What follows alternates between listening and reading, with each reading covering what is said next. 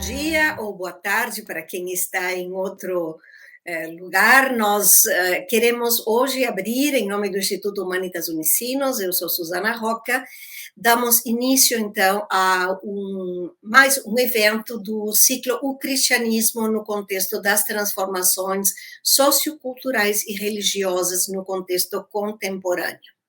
O título que hoje nos desafia e nos ajudará a refletir é o pós-teísmo como superação dialética do teísmo, e o professor convidado vai falar desde a Espanha, que é o professor Santiago, professor doutor Santiago Villamayor.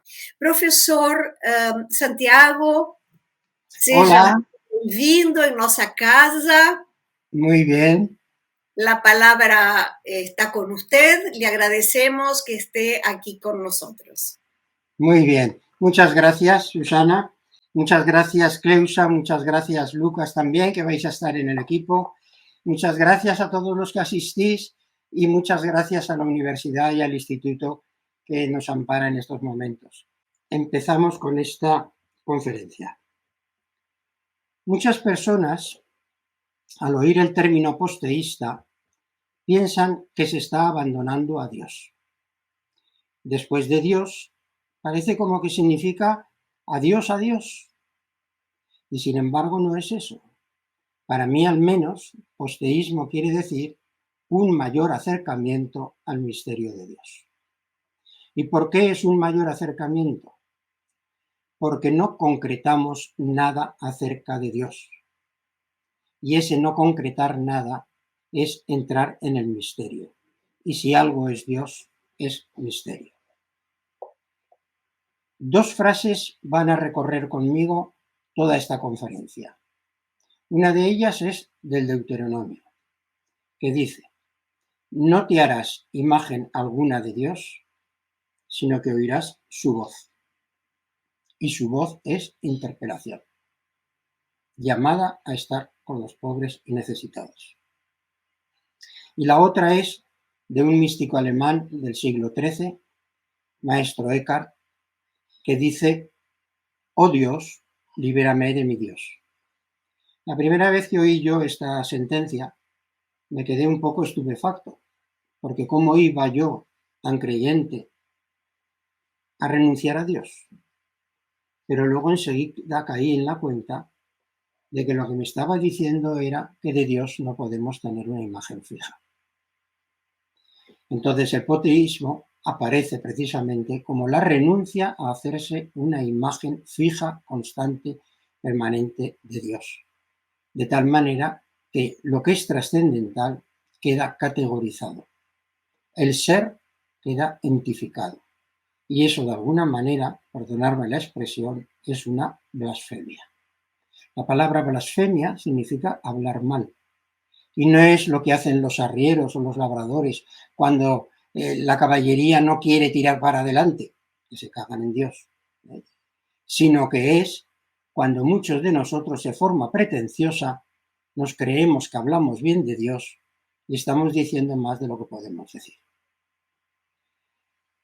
Entonces, el teísmo es esta creación de un ser absoluto por encima de nosotros, que nos gobierna, que provee por nosotros, que en algún momento también no solamente provee por nuestro bien, sino que nos domina y escribe la historia con renglones torcidos. Eso es el teísmo, esa concreción excesiva de la trascendencia. Y el posteísmo no es más que una fase o son dos fases de superación del teísmo. A lo largo de esta conferencia, en primer lugar, como ya os he empezado a decir, expondré lo que es el teísmo, el tránsito al posteísmo y caracterizaré un poco el posteísmo, descubriendo también cuáles son las causas o los antecedentes que nos han traído hasta aquí. Y finalmente haré una referencia a Jesús y criticaré dos de las críticas que nos dirigen a nosotros cuando hablamos en términos posteístas. y que son que el posteísmo puede contribuir a la destrucción o a la minoración de la religiosidad popular y que en el posteísmo se pierde la relación personal con un tú. Eso requiere que lo aborde un poco. Pues bien, estábamos hablando del teísmo y de la posible superación del teísmo en el posteísmo. El término superación yo lo utilizo en el sentido dialéctico de Hegel y de otros muchos filósofos, que quiere decir negación de la negación. Los seres humanos afirmamos, decimos lo que es la realidad, pero enseguida la criticamos porque no estamos de acuerdo con lo que hemos dicho. Es así el dinamismo de la razón. Esa negación, en un primer momento, es un poco dura, es un poco crítica. Cuando algunos de nosotros empezamos a descubrir todo este mundo de la posreligión y del posteísmo, parecía que éramos neoconversos, porque teníamos como una especie de fuerza interior demasiado grande y por lo tanto lo expresábamos con cierta vehemencia. Pero la negación es también negada y ese es el momento de la reconstrucción, de tal manera que el tránsito del teísmo al posteísmo vendría a ser una de-reconstrucción, inseparable todo. Y ya cuando llegamos al tercer momento es cuando nos encontramos con una definición o una descripción de lo que es el posteísmo que nos puede satisfacer tanto como el significado profundo del teísmo anterior. En el fondo, la dialéctica es lo mismo que la analogía escolástica, que también cuando queríamos hablar de Dios se decía, tú dices de Dios una característica muy buena de él, pero claro, la dices al modo humano. A continuación, corriges diciendo que Dios sí es bueno, es maravilloso, es estupendo, pero no al modo como yo lo puedo decir. Es la fase de negación. Y a continuación dices, no, pero tampoco es esto, sino que es en grado máximo. Bueno, pues lo mismo ocurre con este tránsito del teísmo al posteísmo. Los significados de fondo del teísmo que dieron lugar a ese vicio o a ese engaño que ha recorrido toda la historia de la humanidad, y luego lo veremos, eso pasa íntegro, remodelado al posteísmo. Pero todo lo que es la forma externa se queda en esta superación. Es una reorganización de los elementos que componen el término teísmo por la presión de los elementos externos, que son fundamentalmente la ciencia actual, la cultura moderna, el pluralismo religioso, la levedad del ser en la que nos situamos todos, ahora, en estos momentos, y debido a todo eso, pasamos a esa nueva expresión de lo que puede ser una nueva fe. Por lo tanto, el posteísmo es la antítesis y la superación del teísmo. Cuando quieras, Lucas, me pones la primera diapositiva. Dicen los historiadores que parece ser que fue así, que los humanos expresaron la madurez de su conciencia, el ansia de plenitud, el temor ante las catástrofes naturales, la reclamación de justicia o los deseos de fraternidad, sea lo que sea, forjando en sus mentes un ser supremo. Algo así como un poderosísimo jefe supremo de la tribu. ¿Qué nos ocurre cuando dos personas no se entienden y llevan mucho tiempo debatiendo? Ya puedes retirar si quieres la diapositiva. Nos ocurre que necesitamos acudir a una tercera persona, a un mediador. Y si realmente el enconamiento era muy fuerte, ese mediador tiene que ser mucho más grande que nosotros. Porque entonces tiene autoridad para mandarnos callar a los dos y decir, mirad, esta es la verdad. Es lo que hizo Platón, que creó un mundo ideal real, en el cual estaban todas las ideas de las que podíamos participar nosotros, enredándonos unos contra otros.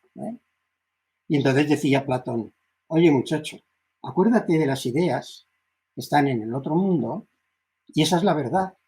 ¿eh? Y mediante el diálogo y la memoria interna acude siempre a ellas. Pues bien, esto es lo mismo, ¿eh?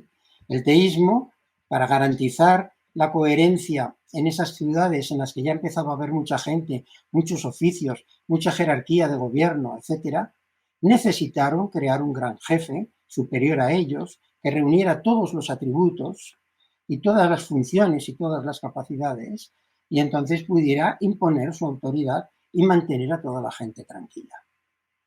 Ese es el fenómeno y el mecanismo del teísmo.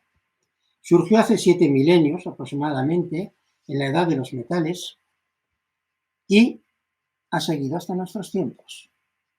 Para mí, lo importante y lo serio no es tanto el teísmo cuanto la versión católica del teísmo. Y ahora voy a decir una pequeñita burrada. Y es que el misterio de la salvación, la gran elaboración paulina y de los posteriores concilios de Nicea, de Trento, etcétera, hasta llegar hasta hace muy poquito, ha sido una forma de teísmo, el teísmo católico. Ustedes comprenden que es razonable entender la realidad de una manera exacta, como una verdad absoluta, que antes del tiempo y antes del espacio preexistiera Jesús como segunda persona de una Trinidad, el Logo de Dios, que luego ese Dios, en una secuencia temporal, se encarnase y que como Dios fuera asesinado, muerto. ¿Cómo se puede matar a un Dios? Y luego que resucitase. ¿Cuántas leyes físicas han quedado tocadas en toda esta historia? Y me dirán ustedes o vosotros, pero es que eso es la fe. Ese es un misterio. Y la fe precisamente es creer lo que no se ve. Pues no. La fe es creer en la realidad, en lo que es y a pesar de lo que es. La fe es creer a pesar de Ucrania y a pesar de la hambruna que se nos viene encima y a favor de tanta felicidad que nos da la vida simplemente con abrir los ojos. Eso es la fe, ese compromiso con la realidad, con el Dios oculto, que no sabemos quién, ni cómo, ni qué es. Por lo tanto, el posteísmo no niega a Dios. Y esto hay que repetirlo una y mil veces, para que no crean que somos ateos, sino que el posteísmo se queda en el momento previo a cualquier afirmación o negación de Dios sin emitir ningún juicio. Se queda en el horizonte, en lo que es el ansia humana de plenitud, la necesidad de apoyo y de ayuda y la expresión de los sentimientos, del sentimiento de Dios. Eso sí que es una realidad, en la medida en que lo experimentamos. Esa laguna de buen querer, de paz, de serenidad, que se nos da en muchos momentos de interioridad y que luego revierte al exterior en generosidad y sobre todo en cariño hacia las personas más débiles, los que huelen mal, los que están en la calle tirados, los que no tienen futuro. Eso sí que es, sentir eso sí que es tocar la divinidad. Pero mucho ojo, porque en cuanto tocamos la divinidad entendida como un Dios nombrado y definido, entonces lo echamos todo a perder. Es como cuando ante una bomba de jabón muy brillante, muy arcoíris, porque refleja todos los colores, nos encandilamos de tal manera que la queremos besar y en cuanto la tocan nuestros labios, ¡puf!, se deshace. El posteísmo retiene ese beso o ese intento de poseer a Dios y nos quedamos en las vísperas. No te harás imagen alguna de Dios, ni la imagen del gran misterio de la salvación. El gran misterio de la salvación es una racionalización del testimonio o del poema de los discípulos de Jesús, y no de la primera generación que convivió con él, sino de la segunda, con lo cual ya todo viene muy tergiversado, muy reinterpretado. Entonces nos tenemos que fijar en el Jesús de la fe, en el poema de Jesús, más que en todo el Cristo construido históricamente como Hijo de Dios, no en sentido analógico, sino en sentido real y verídico. Este es el gran error de nuestra Iglesia y de todas las iglesias cristianas. El literalismo. El creernos que estábamos describiendo a Dios y pelearnos con la ciencia, porque evidentemente estas secuencias temporales son contrarias a todas las teorías cuánticas, biológicas, evolutivas, y podríamos nombrar todas la teoría de la relatividad, la teoría, en fin, todas, ¿no? Es contrario. ¿Con cuál nos quedamos? Hasta ahora se decía, nos quedamos con la fe y ya veremos cómo conciliamos con la razón y con la ciencia, pero sobre todo la verdad de la fe. Y la única verdad de la fe es la verdad simbólica.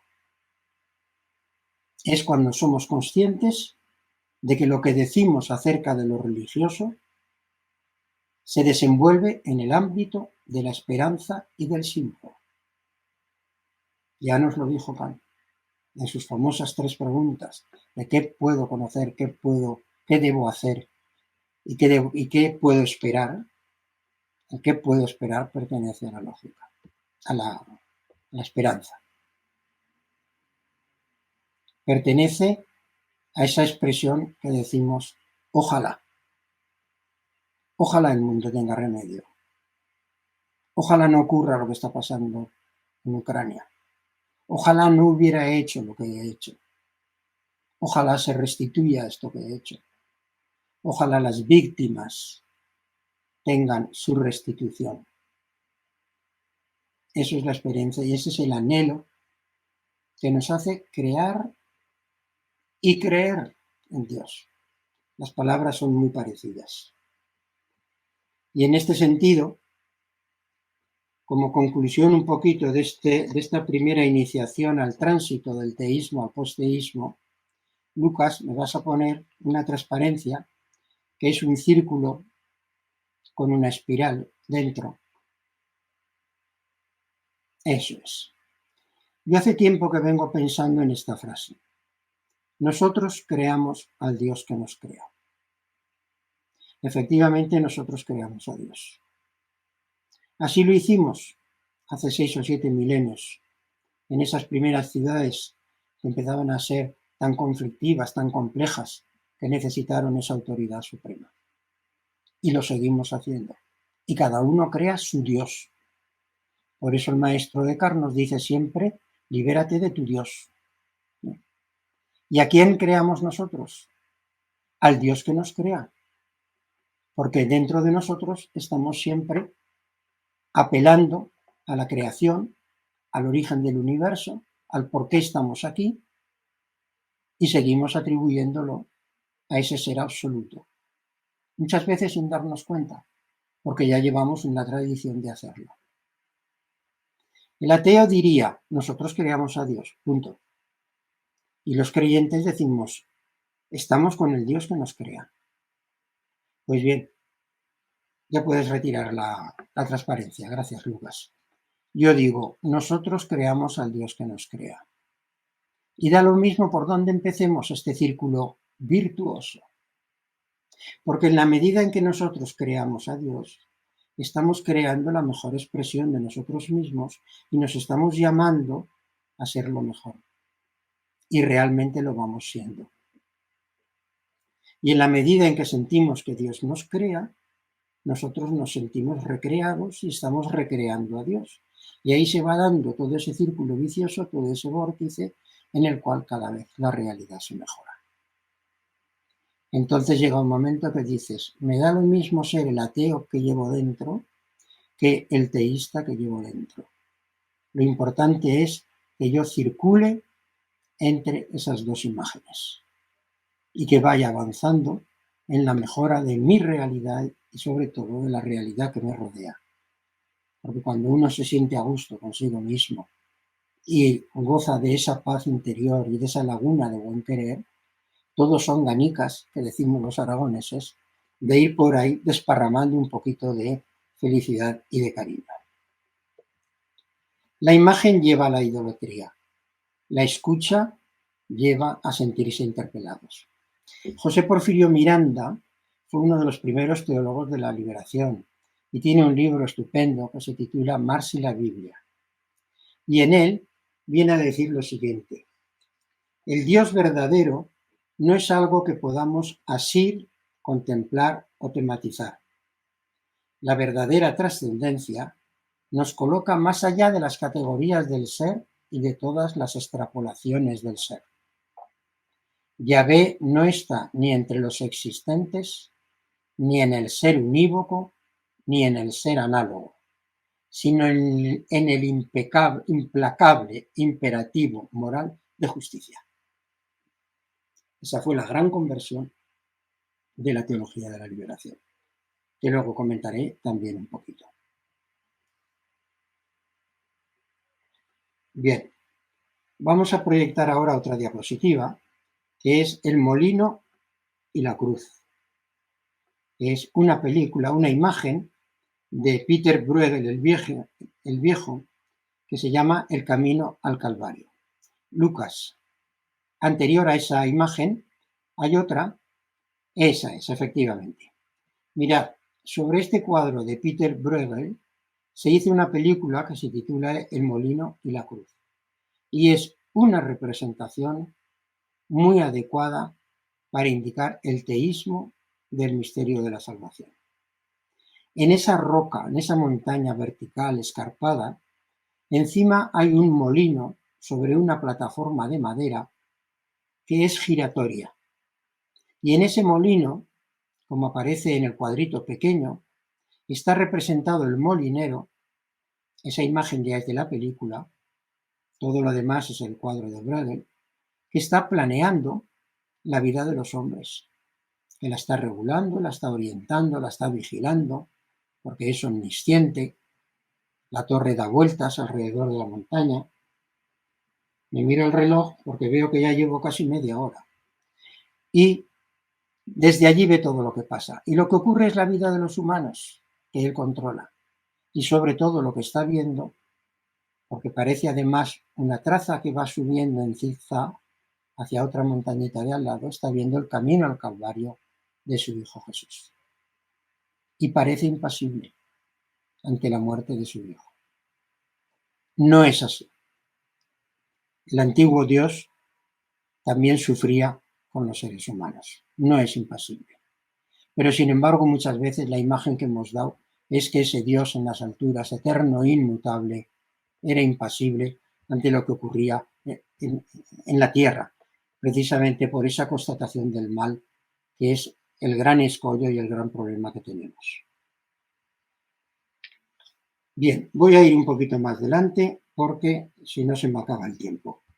Simplemente concluir que el misterio de la salvación tiene su valor, es importante, ha contribuido mucho al bien de la humanidad, alguna violencia también, pero hay que entenderlo como una gran metáfora. Y cualquier pastor, cualquier párroco, cualquier persona que quiera explicar el cristianismo debería dejar latentemente, sin asustar demasiado, bien claro que el misterio de la salvación no es una descripción de la realidad. Para describir la realidad está la ciencia. El misterio de la salvación, la redención de Jesús, etc. Eso es una gran metáfora. Una gran metáfora que comenzó por un error, que fue el error de interpretar la Biblia al pie de la letra. Y según las últimas investigaciones arqueológicas, la Biblia no tiene razón, sino que tiene alma. Hubo un libro que apareció en 1956 de Werner Keller, que quería justificar los relatos bíblicos con las investigaciones arqueológicas. Pero hace bien poco apareció otro libro de Israel Finkelstein y Asher Silverman, que probablemente lo conocéis, que es La Biblia desenterrada. Y eso me llevó a mí a pensar que la Biblia no tiene razón, no es una descripción científica, algo que quizás se enseña en todas las facultades de teología, en las clases de interpretación bíblica, sino que la Biblia tiene alma. Y ahí sí, la Biblia es una gran sabiduría.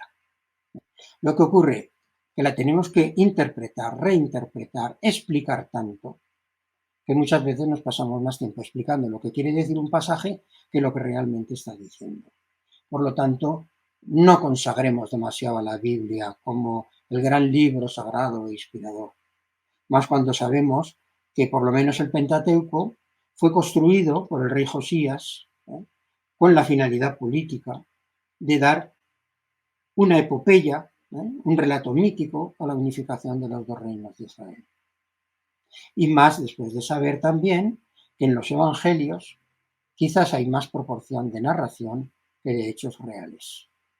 Pues, por ejemplo, dicen los especialistas que los relatos de la infancia son bastante ficticios, que incluso toda la caracterización y los detalles de la pasión de Jesús también parece que no fueron auténticos. Con lo cual lo que tenemos que hacer es quedarnos con el significado de fondo, que es el alma, y no entrar nunca en ese error de una lectura judía, de unos textos que son siempre hiperbólicos, fruto de la pasión, frutos del atractivo que ejerció Jesús sobre esos discípulos y de los añadidos que hasta la segunda generación produjo la filosofía griega y la mentalidad judía. Esto lo describe muy bien Spon, John Selby Spon, cuando habla de la herejía judía. Bueno, pero es que el magisterio eclesiástico ha seguido con esos errores. Y estos días que estábamos con el sínodo, yo escribí un articulillo para mandarlo también a nuestros obispos, que por cierto aparecen en el sínodo como los discernidores especiales, únicos y privilegiados de la palabra de Dios. Porque son los sucesores legítimos, parece ser que los herederos, yo no sé si por ser algo de monarcas tienen la misma sangre blanca y amarilla de la divinidad. El caso es que la última palabra la tienen ellos. Y todo lo que dijimos los fieles en el sínodo, pues entre un recorte y otro recorte, pues ha salido la mitad. Las cosas humanas son así. Iremos adelante con eso y apoyemos a Francisco. Pues bien, se han hecho algunas afirmaciones y algunas propuestas muy positivas sobre el sacerdocio femenino, sobre el celibato opcional, sobre el combate duro contra la pederastia, etc. Pero no se ha abordado ninguno de los supuestos de la doctrina cristiana que están latentes, porque no se ha querido. No se ha querido esta revolución que nos pide la sociedad secular y que nos pide la posmodernidad, y que es quizás la única que nos puede entrar de nuevo en la sociedad con pleno derecho, diciendo somos uno más, lo que nosotros predicamos no es lo que vosotros también estáis haciendo. La única diferencia es que nosotros, así como vosotros os podéis referir a Marx o a Nietzsche o cualquier otro, nosotros nos referimos a Jesús de Nazaret. Pero en el fondo toda la humanidad podemos participar de esos mismos anhelos y de esas mismas praxis, y que hoy se expresan muy bien en lo que recientemente hemos llamado, gracias a Gerardo González, que es otro profesor, compañero de Chile, de Santiago de Chile, lo que llamamos un humanismo bioecocéntrico. Pues bien, los supuestos del magisterio eclesiástico que están influyendo en toda la doctrina del magisterio eclesiástico, defendidos R que R por las conferencias episcopales, excepto por muchos también, obispos profetas que nos acompañan y que desde luego son un testimonio fabuloso. Pues bien, una lectura literal de los textos evangélicos, como si todo lo que aparece allí fuera realmente ocurrido. Y no, son novelaciones, narraciones muy bonitas y maravillosas que nos conmueven y que nos conmueven de verdad hacia lo mejor, ¿eh? Obviando la naturaleza simbólica y también sin estar del todo actualizado según la exégesis más actual.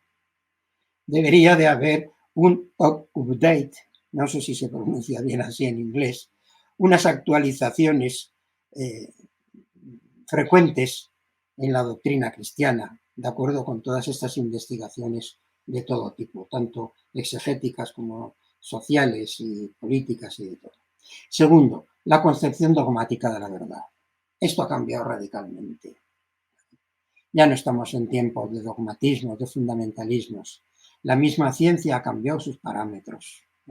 Ya no vamos a decir qué es la verdad, sino a negar lo que puede ser erróneo, en un camino de momento casi sin fin de sucesiva falsación. Y es lo que deberíamos hacer también en el cristianismo, atrevernos, como estos locos posteístas, por llamarlo de alguna manera, a inventar de nuevo la fe en Jesús y dejarnos corregir. Porque en la medida en que nos corregimos, ya lo dijo Sócrates, vale más ser corregido que corregir, porque el que se deja que corregir avanza hacia la verdad, mientras que el que corrige se afianza en su error. Una concepción todavía medieval de las relaciones entre la fe y la razón.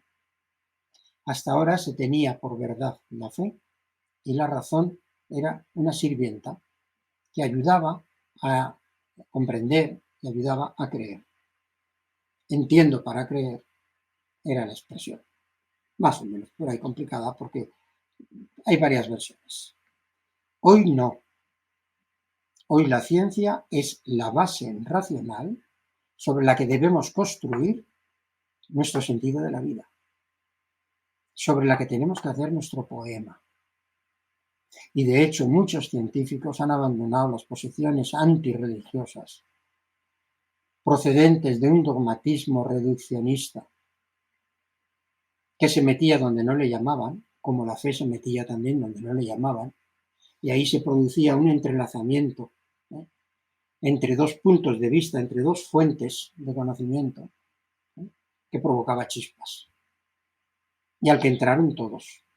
Entraron los autobuses que decían que probablemente Dios no existe, y entraron todas las universidades católicas tratando de conciliar fe y razón. Cuando la conciliación, a mi modo de ver, que soy un poco simplista y un poco hermano menor, no tiene especiales dificultades. Son lenguajes distintos. Hay tres maneras de conocer la realidad. El conocimiento científico mediante el método empírico, el conocimiento de la realidad social de lo humano mediante la comprensión participativa y, por último, el conocimiento que nos dan los símbolos. Había un programa de televisión que se llama El libro gordo de Petete. Yo no sé si en vuestros países latinoamericanos funcionó, creo que sí, porque era un invento argentino, que en España explicaba a los niños cómo era la realidad y que luego yo aproveché para cambiar las frases. Aparecía el libro gordo de Petete y un animalito presentado y yo decía: los cuentos no son verdad, pero los cuentos no son mentira. Los cuentos nos dicen lo que no podemos o sabemos nombrar. Ese es el valor de los símbolos. Una manera de entender la realidad por vía de la intuición, por vía de la cordialidad, con el corazón abierto. Un corazón que, como dice Andrés Ortiz Osés, que es profesor de antropología, fue ya retirado de aquí de Aragón, que decía, en lugar de corazón, decía co-razón, co-razón, que suena por un lado a corazón, conocimiento con el corazón, y por otro lado suena a razón colectiva. Porque si bien una verdad objetiva es imposible que sea alcanzada, sí que es posible progresar y acercarse cada vez más mediante el diálogo, mediante la razón colectiva, en la medida en que nos vamos corrigiendo unos a otros. que es prácticamente el procedimiento de la falsación del método empírico. Entonces, adiós al dogmatismo, adiós al fundamentalismo, y gracias a que hoy día estas relaciones entre ciencia y fe van siendo cada vez más complementarias. Una concepción jerárquica del seguimiento de Jesús. El primer obispo, que es el Papa, todos los demás obispos, todos los demás sacerdotes, presbíteros, capellanes, etcétera, toda la jerarquía, la vida religiosa y al final de todo, abajito, como hormiguitas, todos los laicos o los fieles. Esa era la concepción. Estoy ridiculizando un poco, pero todavía subsisten muchas parroquias. Pues bien, esa concepción jerárquica no va con el Evangelio de Jesús. El Evangelio de Jesús es horizontal. Caminar juntos, dice el sínodo. Pero claro, caminar juntos, ¿quién?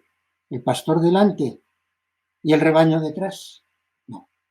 Caminar juntos es caminar en grupos, unos aquí, otros allá, pero todos con la misma dignidad y con la misma categoría. Los obispos no son los descendientes directos y sobrenaturales de los apóstoles, como Jesús tampoco fundó la Iglesia.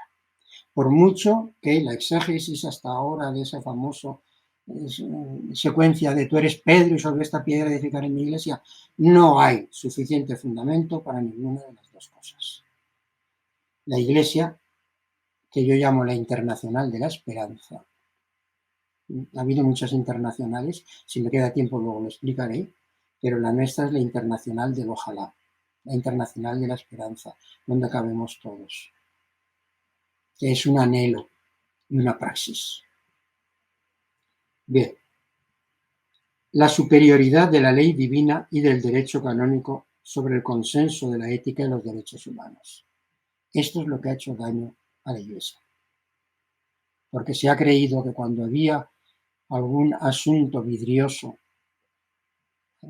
no quiero decir nombres de fallos de la Iglesia porque no me gusta incidir demasiado en lo que tanto se habla hoy día, ¿no? Pero la raíz de fondo de eso es que el derecho canónico y la palabra de Dios interpretada por la misma Iglesia es superior a la palabra y al derecho humano. Y entonces muchos de nuestros obispos se sintieron como en el deber de callar, porque eso es un poco lo que les decía el derecho canónico, la Iglesia, la jerarquía, etc. La Iglesia debe supeditarse a los derechos humanos, al reconocimiento íntegro de la igualdad de la mujer,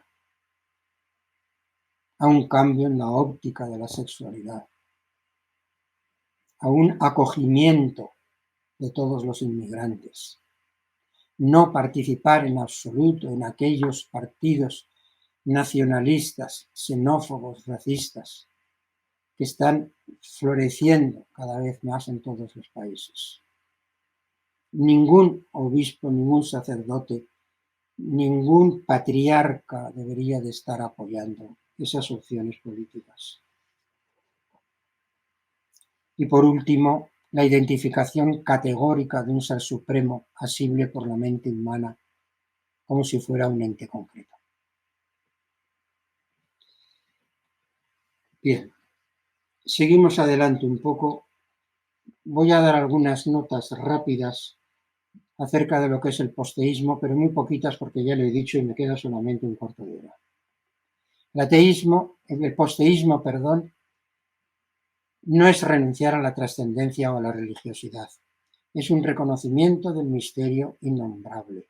Nos permite una mayor autonomía al no sentirse coercido por una especial imagen. No se contenta con una voz única. Llama al polimorfismo simbólico. Equivale a un agnosticismo activo, a un agnosticismo enamorado. Un no saber que funde su vacío cognitivo en el vacío infinito de la realidad que no comprendemos.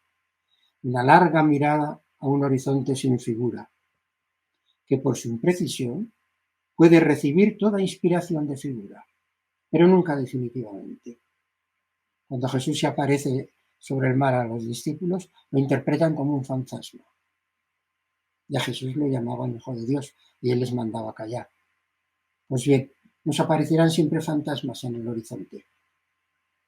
Algo nos dirán del horizonte, pero debemos dejar que pase.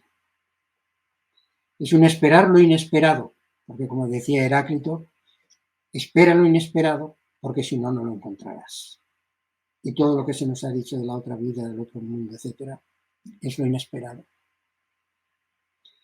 El aposteísmo saca a Dios del absolutismo de los libros sagrados y lo devuelve sin nombre a la realidad. Hay que sacar a Dios de la Biblia, hay que sacar a Jesús del eclesiasticismo y hay que sacar a la Iglesia del mundo político de derechas.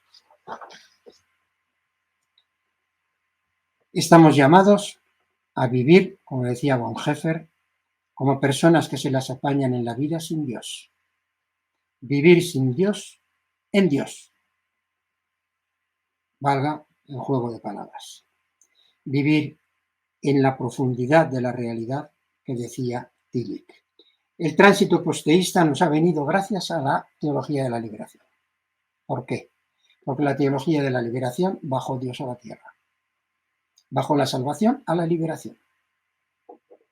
Y como era una empresa de mucha generosidad, nosotros la asumimos. Si hubiera sido cualquier cosita, probablemente no hubiéramos tenido valor de dejar lo anterior. Pero como veíamos que allí había una entrega mayor que en el antiguo catolicismo, dijimos adelante. Y entonces hicimos la profunda reducción del mundo de los cielos al mundo de la tierra. Y a la par, un poco como de camuflado, se fue colando la secularización. Porque empezamos a participar en la vida real de la gente con el trabajo manual, viviendo como ellos, teniendo que ir al mercado con todas las personas. Y entonces nos dimos cuenta de lo que era vivir en la tierra. Nos dimos cuenta de los valores de este mundo, de las costumbres de la gente, y entonces nos secularizamos. Y la teología de la secularización ya fue el comienzo de la muerte de Dios. Recordemos a todos esos grandes escritores como Robinson, como Tillich, como Cox, etc., y que ahora han sido revitalizados después de que la teología de la liberación haya ido un poco mermándose, han sido revitalizados en las voces de John Heath, de Paul Nitter, de Spon, de José María Vigil, de Lenaers, etc., ¿no? Y en esa onda estamos, gracias a todos estos teólogos de la ciudad secular. Otro de los grandes factores que han influido han sido el cambio en la manera de entender el conocimiento y el cambio en la manera de entender en la realidad. El cambio en el conocimiento ya lo he explicado un poco. No es un conocimiento absolutamente cierto. La ciencia es una interpretación más, quizás la menos mala de todas las interpretaciones sobre el mundo real que tenemos, pero debe ser completada por las interpretaciones de sentido. Y entonces, las interpretaciones de sentido también han dejado de ser dogmáticas y se han acercado al ámbito científico. Y por lo tanto allí ha habido una transferencia mutua que está llevando a una mayor convergencia en el cambio social, que es lo importante. Esto ha traído consigo, el cambio de conocimiento, un cambio en la manera de entender la realidad.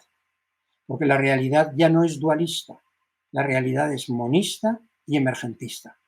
Es decir, que quien acepta toda la teoría del Big Bang, las diferentes secuelas de la evolución cósmica y de la evolución biológica y de la evolución de la sensibilidad del entendimiento, quien acepta eso no puede que cambiar, menos que cambiar de explicación y dejar el gran misterio de la salvación como un poema.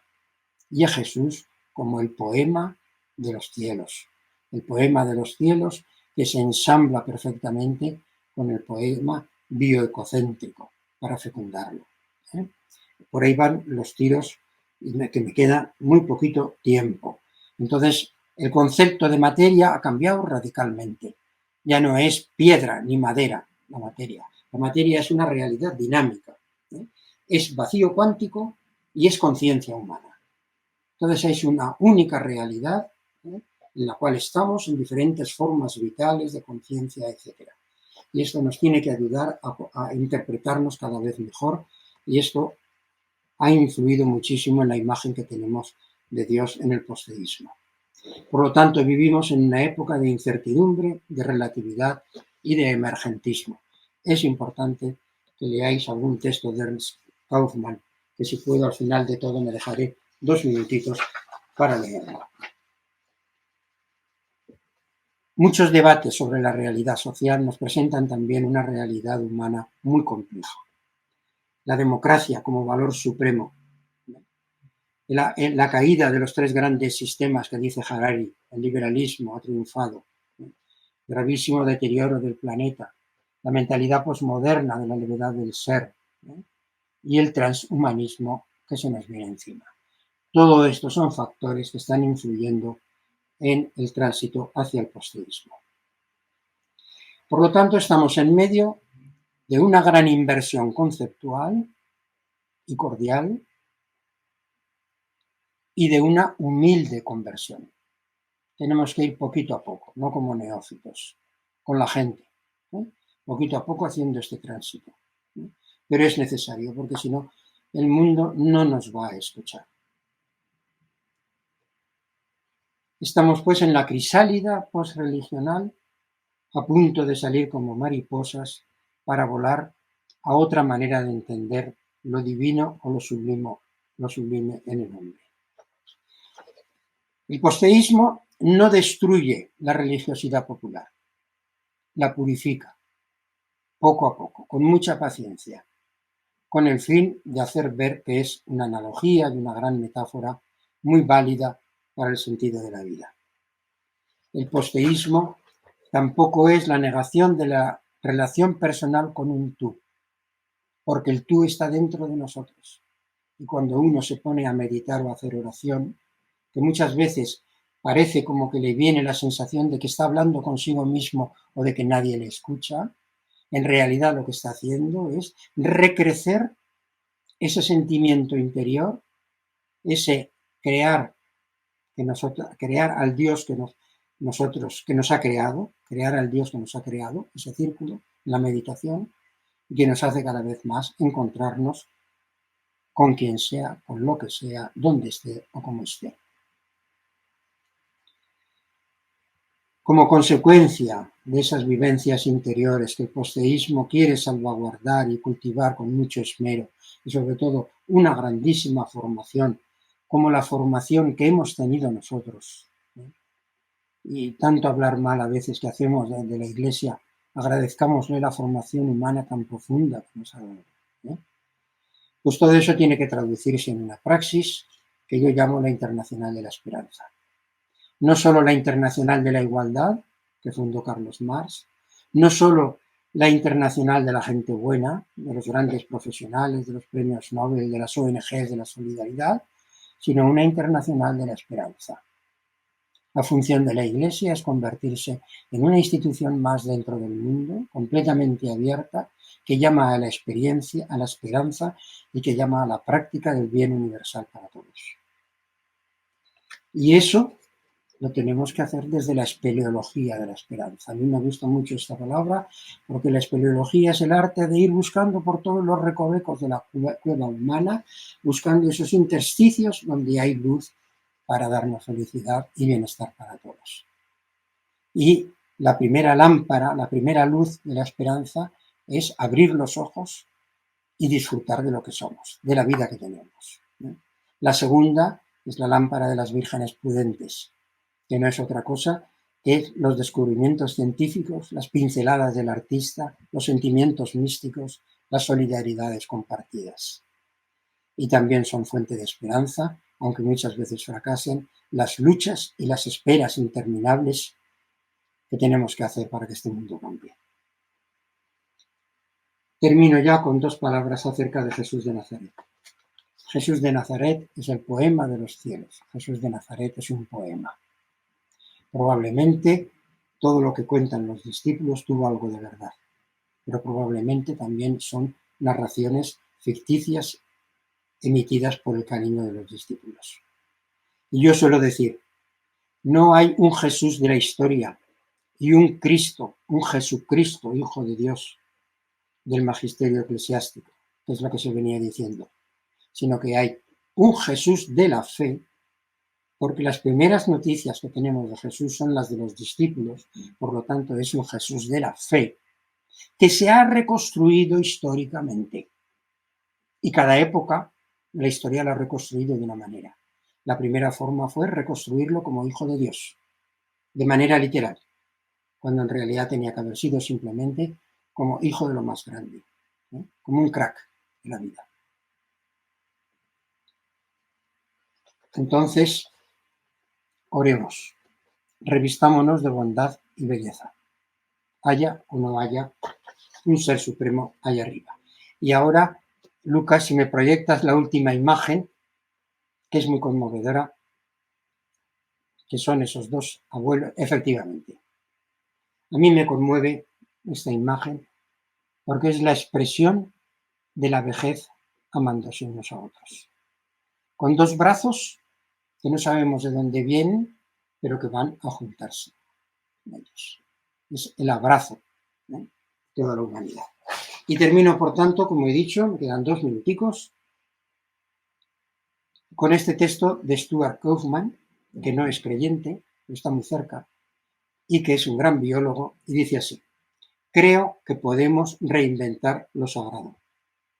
Podemos inventar una ética global en un espacio compartido, seguro para todos nosotros, con una visión de Dios como la creatividad natural en el universo. Dios, un Dios completamente natural, es la misma creatividad del universo. Es esta visión la que espero que pueda ser compartida a lo largo de todas las tradiciones religiosas, que abarque a aquellos como yo mismo que no creen en un Dios creador, tanto como a aquellos que sí lo hacen. Esta visión de Dios puede ser un espacio religioso y espiritual compartido por todos nosotros. Por esa unidad de ateos, creyentes y agnósticos, caminamos hacia este espacio común del posteísmo, de la posreligiosidad. Muchas gracias y espero que os haya aprovechado un poquito. Professor Santiago, somos nós que lhe agradecemos muito por esta valiosa contribuição, didaticamente apresentada, né? E falada devagar, despacito, para que os que falamos português possamos entender melhor.